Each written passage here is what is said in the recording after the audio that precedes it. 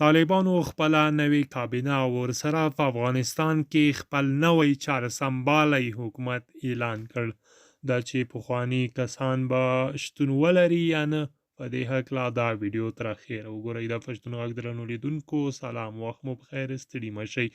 طالبانو خپله نوې کابینه ورسره افغانستان کې خپل نوی چارسمبالی حکومت اعلان کړ چې د دغه نظام ترتیب به په صدراعظمي ډول وي او شیخ هیبت الله به د دغه نظام امیر او مذهبي مشر وي، چې لومړی وزیر به ملا محمد حسن د وزیرانو مشر یا لومړی وزیر به وي، چې ملا عبدالغني برادر لومړی او ملا عبدالسلام حنیفي دوهم مرستیال دي. سراج الدین حقانی د کورنیو چارو وزیر ټاکل شوی او مولوي محمد یعقوب مجاهد د ملا عمر زوی د دفاع وزیر ټاکل شوی. ملا امیر خان متکی د بهرنیو چارو وزیر ټاکل شوی دی، چې له ده سره به معین عباس تانکزی وي.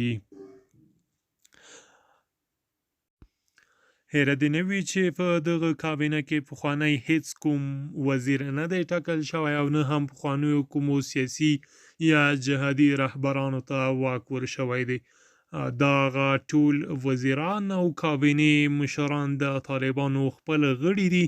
هیڅ کوم د پخواني حکومت مشر نه تر سترګو کیږي.